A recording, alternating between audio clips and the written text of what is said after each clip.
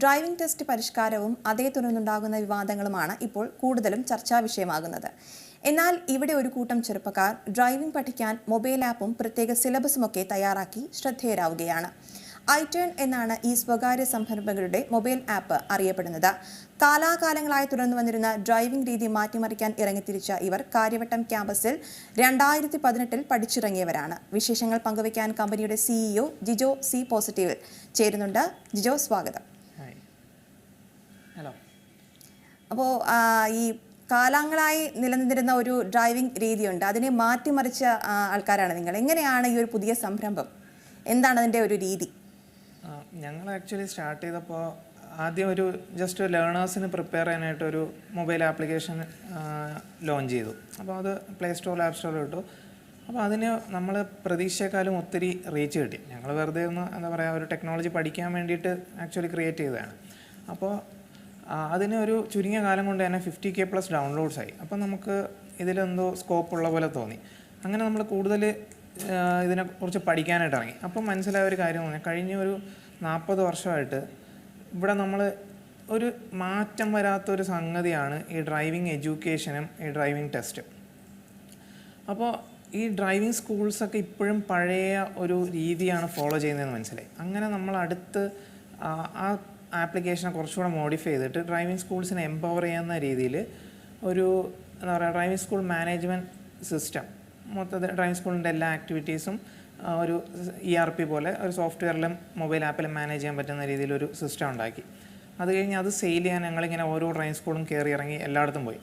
അപ്പോൾ ഞങ്ങൾ മനസ്സിലാക്കിയ അടുത്തൊരു കാര്യം എന്ന് പറഞ്ഞാൽ, ഈ ഡ്രൈവിംഗ് സ്കൂളുകാർക്ക് പുതിയൊരു സിസ്റ്റം അംഗീകരിക്കാൻ പറ്റില്ല, അല്ലെങ്കിൽ അവർക്ക് അപ്ഗ്രേഡ് ചെയ്യാൻ വലിയ താല്പര്യമില്ലാത്ത ആൾക്കാരാണ്.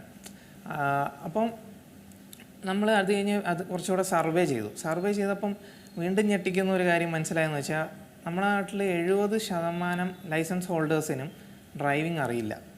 അപ്പോൾ അത് വലിയൊരു പ്രശ്നം തന്നെയാണ്. ഡ്രൈവിംഗ് ലൈസൻസ് ഉണ്ട്, പക്ഷേ വണ്ടി ഓടിക്കാൻ അറിയില്ല. അപ്പോൾ അവിടെയാണ് ഞങ്ങൾ ആക്ച്വലി ഓപ്പർച്യൂണിറ്റി കണ്ടത്. അപ്പോൾ ഞങ്ങൾ തന്നെ പഠിപ്പിക്കാനായിട്ട് റെഡിയായി. അപ്പോൾ ഞങ്ങൾ അതിന് വേണ്ടിയിട്ട് പൂനെ IDTR പോയിട്ട് പഠിപ്പിക്കുന്ന രീതികളൊക്കെ പഠിച്ചു, ഈ സർട്ടിഫിക്കേഷനൊക്കെ എടുത്തു. അതിനുശേഷം ഞങ്ങൾ കുറച്ചുകൂടെ ആൾക്കാർക്ക് ഫ്ലെക്സിബിലിറ്റിക്ക് വേണ്ടി മൊബൈൽ ആപ്പും ലോഞ്ച് ചെയ്തു. iTurn എന്നാണ് മൊബൈൽ ആപ്പിൻ്റെ പേര്.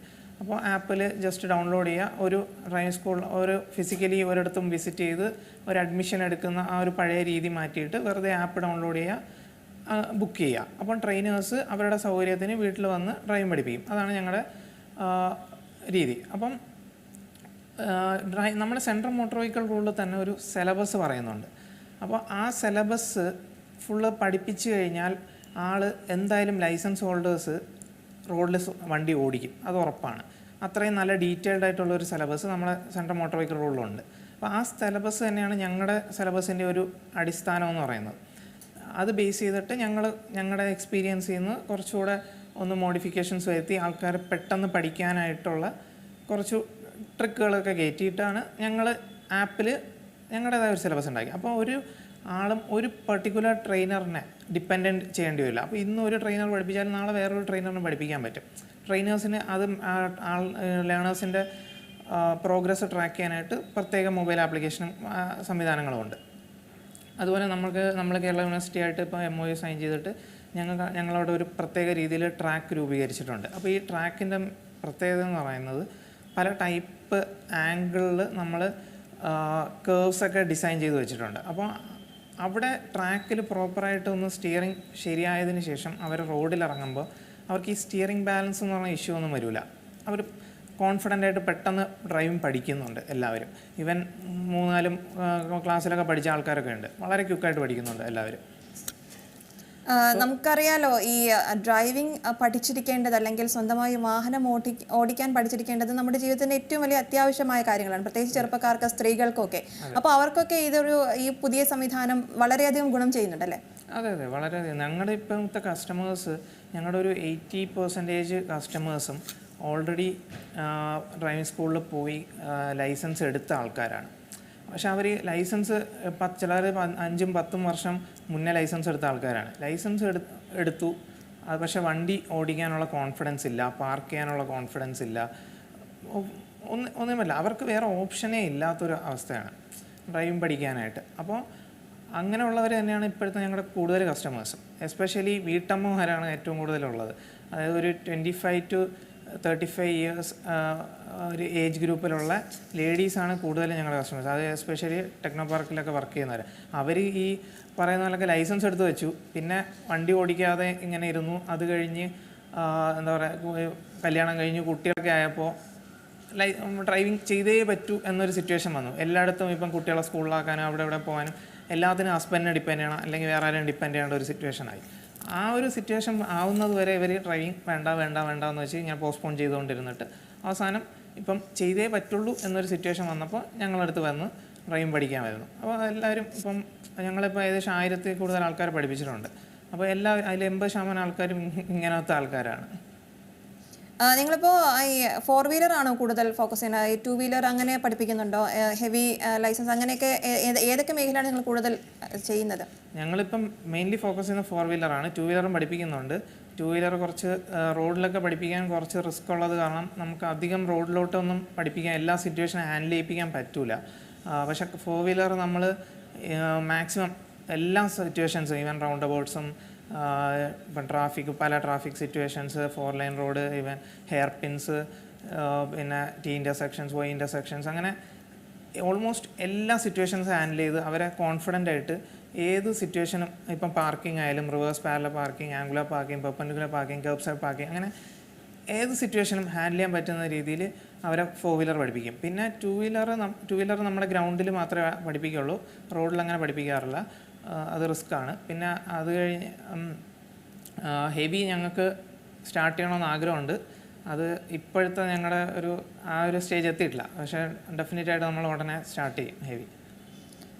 ഇപ്പോൾ ഈ പറഞ്ഞതുപോലെ തന്നെ സ്ത്രീകൾ, അവർക്കാണ് കൂടുതൽ ഈ ഡ്രൈവിങ്ങിൻ്റെ ഒരു അത്യാവശ്യം വരുന്നത്.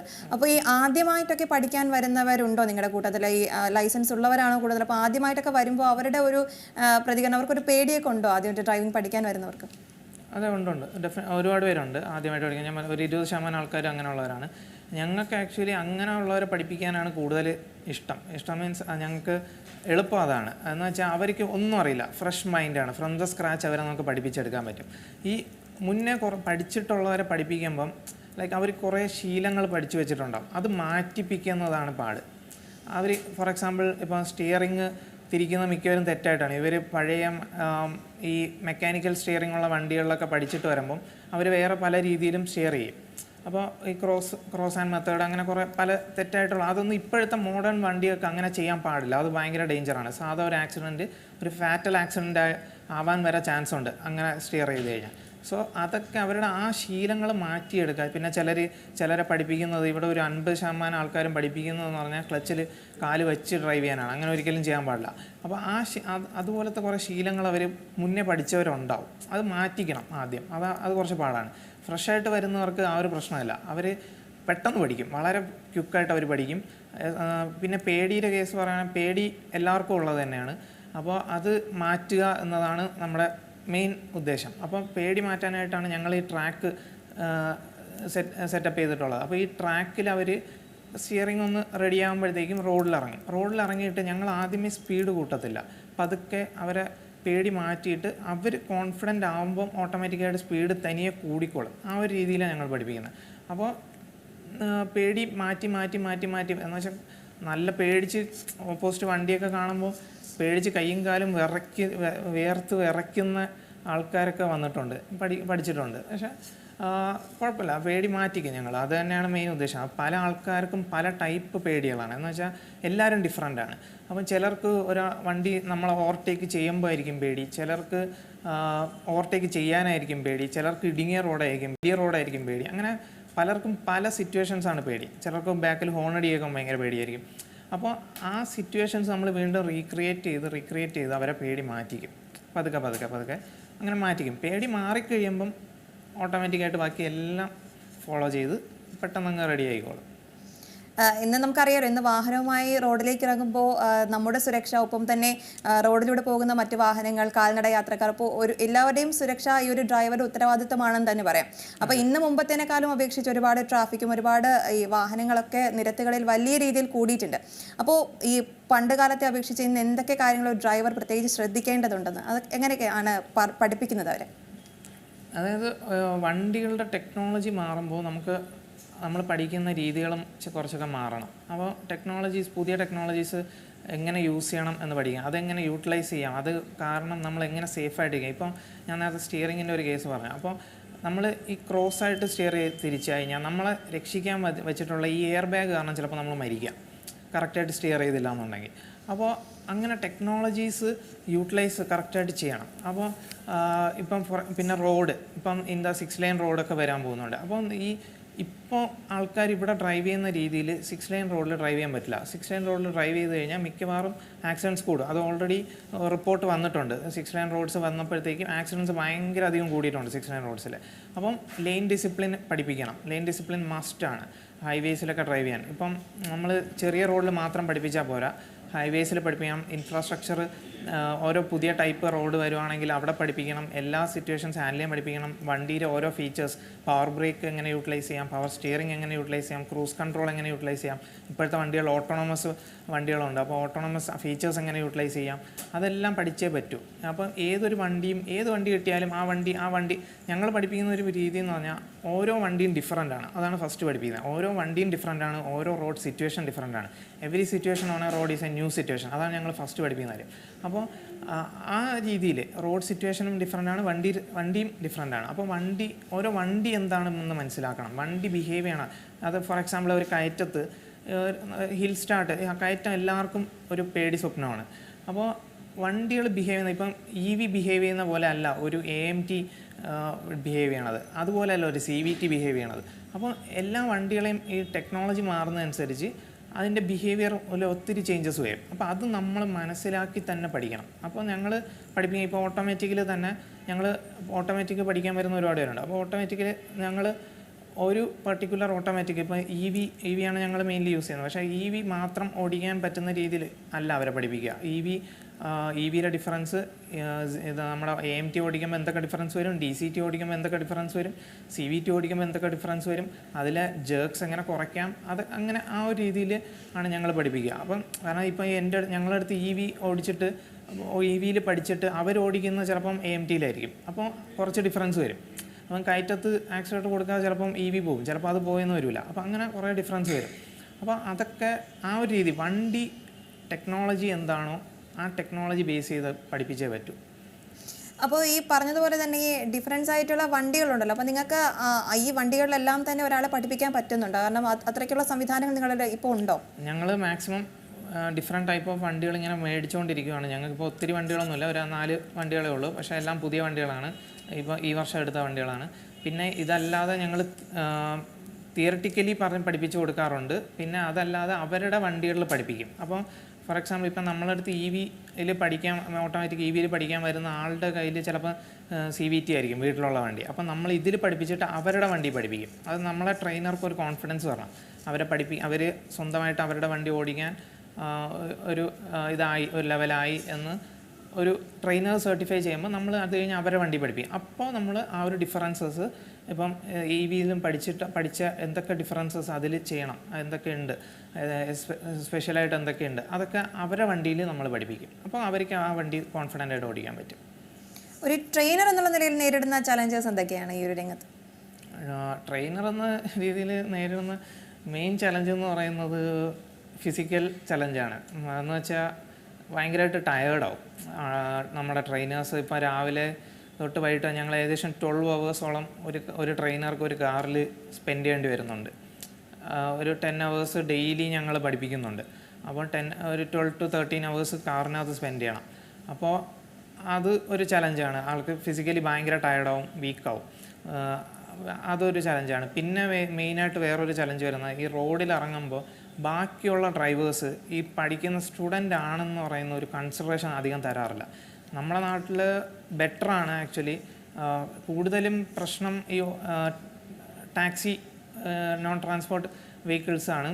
ടാക്സി വെഹിക്കിൾസും പിന്നെ KSRTC ബസ്സും പിന്നെ ഈ ഓട്ടോയൊക്കെയാണ് മെയിൻ പ്രശ്നം. ഇവർ ഒരു സ്റ്റുഡൻ്റ് ആണെന്നൊരു കൺസിഡറേഷൻ തരില്ല. ഭയങ്കര ഹോണടിയും പിന്നെ തെറി വിളിക്കും ചിലർ. പിന്നെ ഈ എസ്പെഷ്യലി KSRTC ഇവരിങ്ങനെ ഓപ്പോസിറ്റ് പഠിച്ചുകൊണ്ട് പോകുന്ന ഒരു വണ്ടി ഇങ്ങനെ പഠിച്ചുകൊണ്ട് പോകുമ്പോൾ ഓപ്പോസിറ്റ് വരുന്ന വണ്ടികൾ ഇവർ മാറ്റും എന്നൊരു എക്സ്പെക്റ്റേഷനിൽ നമ്മുടെ സൈഡ് കയറി വരും. അപ്പോൾ സ്റ്റുഡൻസിന് പെട്ടെന്ന് സ്റ്റിയറിംഗ് വെട്ടിച്ച് മാറ്റാൻ പറ്റിയെന്ന് വരില്ല. അപ്പോൾ നമ്മൾ എക്സ്പേർട്ട് ഡ്രൈവേഴ്സൊക്കെ ആണെങ്കിൽ മാറ്റും. ഇപ്പോൾ ഫോർ എക്സാമ്പിൾ KSRTC ആണ് അതിന് ഏറ്റവും പ്രശ്നം. അപ്പോൾ ഇപ്പം ഞാൻ തന്നെ ഡ്രൈവ് ചെയ്യുന്ന സമയത്ത് പല തവണ ഞാൻ ഈ റോഡും കഴിഞ്ഞ് അപ്പുറത്തെ മണ്ണിലും പുല്ലിലൊക്കെ കയറ്റി ഒതുക്കി നിർത്തി കൊടുത്തിട്ടുണ്ട് KSRTCക്ക് പോകാനായിട്ട്. അങ്ങനെ ഒരു സിറ്റുവേഷൻ ഒരു പഠിക്കുന്ന സ്റ്റുഡൻറ്റിൻ്റെ നേർക്ക് വരുമ്പോൾ ഫസ്റ്റ് അവർ വണ്ടി കാണുമ്പോഴേ അവരുടെ പകുതി ബോധം അങ്ങ് പോകും. പിന്നെ അവർക്ക് തിരിക്കാനൊന്നും പറ്റൂല. അങ്ങനത്തെ സിറ്റുവേഷൻ അത് ഭയങ്കര ഒരു റിസ്ക് ആയിട്ടുള്ളൊരു ചലഞ്ചാണ്. ഇത് തന്നെയാണ് മെയിനായിട്ട് ചലഞ്ച് വരുന്നത് നമുക്ക്. കാരണം നമ്മുടെ ഒരു പ്രൈമറി പോളിസി ഉള്ളതെന്ന് വെച്ചാൽ ഞങ്ങൾ ഒരിക്കലും ദേഷ്യപ്പെടത്തുമില്ല, ഒരിക്കലും സ്റ്റിയറിംഗ് പിടിക്കത്തുമില്ല. അപ്പോൾ ഇങ്ങനെ ഒരു വണ്ടി ഓപ്പോസിറ്റ് വന്നു കഴിഞ്ഞാൽ നമ്മുടെ ആ പോളിസി ഒന്നിലും ആ പോളിസി വയലേറ്റ് ചെയ്ത് നമ്മൾ സ്റ്റിയറിംഗ് പിടിച്ച് തിരിക്കണം, അല്ലെങ്കിൽ പോയി തട്ടും. ഇപ്പം ഡെയിലി 1-2 തട്ടൽ ഷുവറാണ്. അങ്ങനെ എന്തെങ്കിലുമൊക്കെ സിറ്റുവേഷൻ ഹാൻഡിൽ ചെയ്തിട്ടുണ്ടോ? ഒത്തിരി ഹാൻഡിൽ ചെയ്തിട്ടുണ്ട്. അപ്പോൾ ഒന്നിൽ നമ്മളെന്താ വണ്ടി നിർത്തി അങ്ങ് കൊടുക്കും അവർക്ക് പോകാനായിട്ട്, അല്ലെങ്കിൽ അവർ മിററിൽ തട്ടിച്ചുകൊണ്ടൊക്കെ അങ്ങ് പോവും. അത് എല്ലാ ദിവസവും മിററിൽ തട്ട് കിട്ടാറുണ്ട്. ഈ ആപ്പ് ഇപ്പോൾ ഒരുപാട് പേരിലേക്ക് എത്തിയിട്ടുണ്ടോ? എങ്ങനെയാണ് ഈ ആപ്പിൻ്റെ പൊതുവെ കിട്ടുന്ന റെസ്പോൺസ് ഒക്കെ എങ്ങനെയാണ്? റെസ്പോൺസ് ആപ്പ് മാർക്കറ്റിംഗ് ചെയ്യുന്നതനുസരിച്ച് ആൾക്കാരിൽ എത്തുന്നുണ്ട്, കുഴപ്പമില്ല. അതുമാത്രമല്ല ഇപ്പം വേർഡ് ഓഫ് മൗത്താണ് ഇപ്പം ഏറ്റവും കൂടുതൽ പോകുന്നത്. നമ്മൾ മാർക്കറ്റിംഗ് ആക്ച്വലി ക്യാഷ് സ്പെൻഡ് ചെയ്ത് മാർക്കറ്റ് ചെയ്തിട്ട് 3-4 മാസം ആവുന്നു. കാരണം നമുക്ക് ഹാൻഡിൽ ചെയ്യാൻ പറ്റുന്നേക്കാളും കൂടുതൽ ഡൗൺലോഡ്സും വരുന്നുണ്ട്, കൂടുതൽ ബുക്കിങ്സും വരുന്നുണ്ട്. നമുക്ക് ആക്ച്വലി ഹാൻഡിൽ ചെയ്യാൻ പാടാണ്. ഇപ്പം ഞങ്ങൾക്ക് ട്രെയിനേഴ്സിൻ്റെയും അങ്ങനെ റിസോഴ്സിൻ്റെയും കുറവുണ്ട്. ഞങ്ങൾ ഹയറിങ് സ്റ്റാർട്ട് ചെയ്തോളൂല്ലോ കഴിഞ്ഞ മാസം.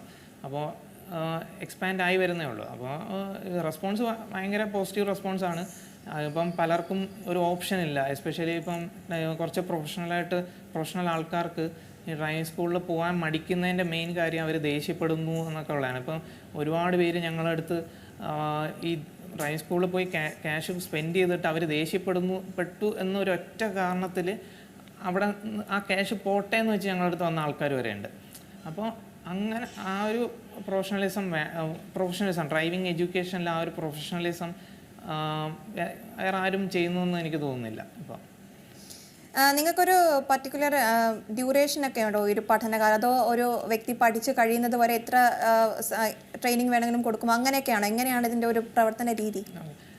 എല്ലാ ആൾക്കാരും ഡിഫറൻ്റ് ആണ്. നമ്മൾ ഡ്രൈവിംഗ് എന്നല്ല ഒരു സ്കില്ലും ഇത്ര മണിക്കൂറിൽ ഒരാൾ പഠിക്കുമെന്ന് നമുക്ക് പറയാൻ പറ്റില്ല, ഒരിക്കലും പറയാൻ പറ്റില്ല. അപ്പോൾ നമ്മൾ സെൻട്രൽ മോട്ടോർ വെഹിക്കിളിലുള്ള പറയണമെന്ന് വെച്ചാൽ minimum 10 hours of practical sessions, road sessions വേണമെന്നാണ് സെൻട്രൽ മോട്ടോർ വെഹിക്കിൾ. അതായത് അവർ പറയുന്നതെന്ന് വെച്ചാൽ ഒരു നല്ല ഫാസ്റ്റായിട്ട് പഠിക്കുന്ന ഒരാൾക്ക് 10 മണിക്കൂറെങ്കിലും മിനിമം വേണം എന്നാണ്. മാക്സിമം എത്രയെന്നൊന്നും പറയുന്നില്ല. ഈ മിനിമം അവേഴ്സാണ് ഡ്രൈവിംഗ് സ്കൂൾസുകാർ അവരുടെ ഒരു കോഴ്സാക്കി മാറ്റിയിട്ടുള്ളത്. അതായത് അവിടെ ആര് പോയാലും 10 മണിക്കൂറേ ഉള്ളൂ. 10 മണിക്കൂർ സെഷൻ്റെ ഒരു കോഴ്സാണ് അറ്റൻഡ് ചെയ്യേണ്ടത്. അപ്പോൾ അവർ സ്ലോ ലേണേഴ്സിനും ഫാസ്റ്റ് ലേണേഴ്സിനും 10 മണിക്കൂറാണ്. പക്ഷെ നമ്മൾ അങ്ങനെ ഒരു അവർ ഒന്നും പറയുന്നില്ല. ആപ്പിൽ അവർക്ക് ഇഷ്ടമുള്ള, അവർക്ക് സ്വന്തമായിട്ട് കോൺഫിഡൻസ് വരുന്നവരെ ബുക്ക് ചെയ്തുകൊണ്ടിരിക്കുക. അതിപ്പം ചിലർ വെറും 4 മണിക്കൂറൊക്കെ ബുക്ക് ചെയ്തിട്ട് അവർ സ്വന്തമായിട്ട് എടുത്ത് അവരുടെ സ്വന്തം വണ്ടി ഓടിക്കുന്ന ആൾക്കാരുണ്ട്. ചിലർ ഈവൻ 40 മണിക്കൂർ 50 മണിക്കൂർ അതിലും കൂടുതൽ വന്ന ആൾക്കാരും ഉണ്ട്. അപ്പം എല്ലാവരും ഡിഫറൻ്റാണ്. അവർക്ക് ആപ്പിൽ നിന്ന് നമ്മുടെ ആപ്പ് എടുക്കുക, ബുക്ക് ചെയ്യുക. പല ടൈപ്പ് മാനുവലും ഓട്ടോമാറ്റിക്കും എല്ലാ വണ്ടിയും ഓടിച്ച് പഠിക്കാം. അപ്പോൾ ഇഷ്ടമുള്ള രീതിയിൽ അവർക്ക് തന്നെ ചൂസ് ചെയ്യാം, ഫ്ലെക്സിബിളാണ്. അപ്പോൾ ഇപ്പോൾ നമുക്കറിയാമല്ലോ ഈ ഡ്രൈവിംഗ് ടെസ്റ്റിലൊക്കെ ഒരുപാട് പരിഷ്കരണങ്ങളൊക്കെ വരുന്ന അത്തരത്തിലുള്ള ഒരുപാട് വാർത്തകളൊക്കെ വരുന്നുണ്ട്. അപ്പോൾ നിങ്ങൾ അതിനനുസരിച്ചാണോ ഇപ്പോൾ പുതിയ ആൾക്കാരെ പഠിപ്പിക്കുന്നതും ട്രെയിൻ ചെയ്യുന്നതൊക്കെ? ഞങ്ങൾ ഈ പരിഷ്കരണം വരുന്നതിന് മുന്നേ മീൻസ് എല്ലാം പഠിപ്പിക്കുന്നുണ്ട്. അപ്പോൾ ഞങ്ങൾ ആക്ച്വലി ഇപ്പോൾ ഞാൻ പറഞ്ഞില്ല 80% ആൾക്കാർ ലൈസൻസ് ഉള്ള ആൾക്കാരായതുകൊണ്ട് ഞങ്ങളെ ഒത്തിരി ബാധിക്കുന്നില്ല. പക്ഷെ എന്തായാലും പരിഷ്കരണങ്ങൾ നിർബന്ധമാണ്. കാരണം ഇപ്പോൾ ഈ 70% ആൾക്കാർ ലൈസൻസ് ഉള്ളവർക്ക് വണ്ടി ഓടിക്കുന്നില്ല എന്ന് പറയുമ്പോൾ അത് ഒരു വളരെ അപകടകരമായിട്ടുള്ളൊരു ഫാക്റ്റാണ്. ഇപ്പം വേറെ ഒരു രാജ്യത്തും ഇങ്ങനെ ലൈസൻസ് കൊടുക്കൂല, അത് ഉറപ്പാണ്. ഇപ്പം ഇവിടെ കേരളത്തിൽ പിന്നെയും ഭേദമാണെന്ന് നമുക്ക് പറയാം. ഇപ്പം റീസെൻ്റായിട്ട് ഒരു റിപ്പോർട്ട് അനുസരിച്ച് ഇന്ത്യയിൽ 60% ആൾക്കാരും ടെസ്റ്റ് പോലും അറ്റൻഡ് ചെയ്യാതെയാണ് ലൈസൻസ് എടുക്കുന്നത്. ഇവൻ ഞാനും 18 വയസ്സായപ്പോൾ ആകുന്ന ടൈമിൽ ഞാൻ ഗുജറാത്തിലായിരുന്നു. അപ്പോൾ ആ ടൈമിൽ ഞാൻ അവിടെ അന്വേഷിച്ചപ്പം, ഒരു ഡ്രൈവിംഗ് സ്കൂളിൽ പോയി അന്വേഷിച്ചപ്പം വെറും 2000 രൂപ കൊടുത്തിട്ട് ഒരു ദിവസം ഫോട്ടോ എടുക്കാനായിട്ട് RT ഓഫീസിൽ ചെന്നാൽ മതി. വേറെ ഒന്നുമില്ല, ഫോട്ടോ എടുക്കാൻ ഒരു ദിവസം RT ഓഫീസിൽ ചെന്നാൽ മതി. 2000 രൂപ ചിലവ്. അതൊരു 10-15 വർഷം മുന്നെയാണ്.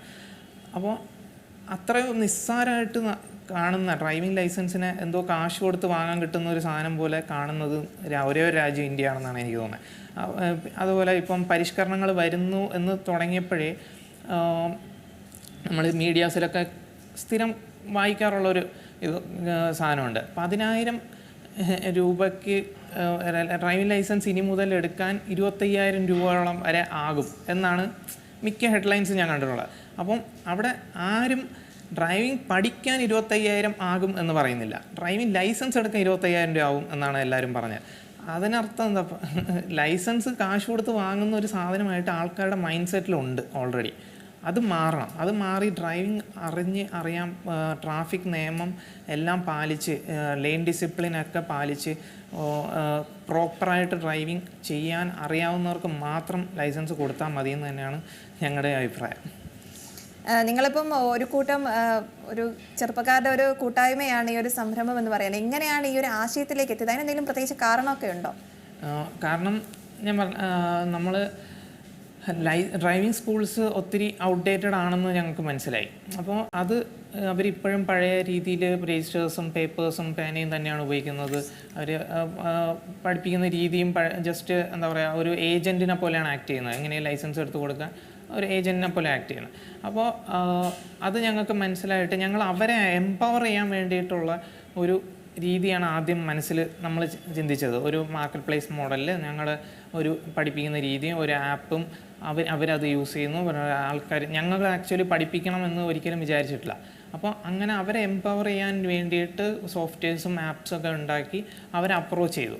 അങ്ങനെ ഡ്രൈവിംഗ് സ്കൂൾസ് കേരളത്തിൽ ട്രിവാൻഡ്രം സിറ്റിയിലും നമ്മൾ കയറി ഇറങ്ങാത്ത ഒരു ഡ്രൈവിംഗ് സ്കൂൾ പോലുമില്ല. എല്ലായിടത്തും കയറി ഇറങ്ങി അവരെ കൺവിൻസ് ചെയ്യാൻ ഒരുപാട് ട്രൈ ചെയ്തു. പക്ഷേ ഞങ്ങൾ മിക്ക ഡ്രൈവിംഗ് സ്കൂളുകാർ ഞങ്ങളൊരു പൂച്ചിച്ചൊക്കെയാണ് വിട്ടത്. അപ്പോൾ അവർക്ക് അപ്ഗ്രേഡ് ചെയ്യാനായിട്ട് ഒരു മൈൻഡ് സെറ്റ് ഇല്ല.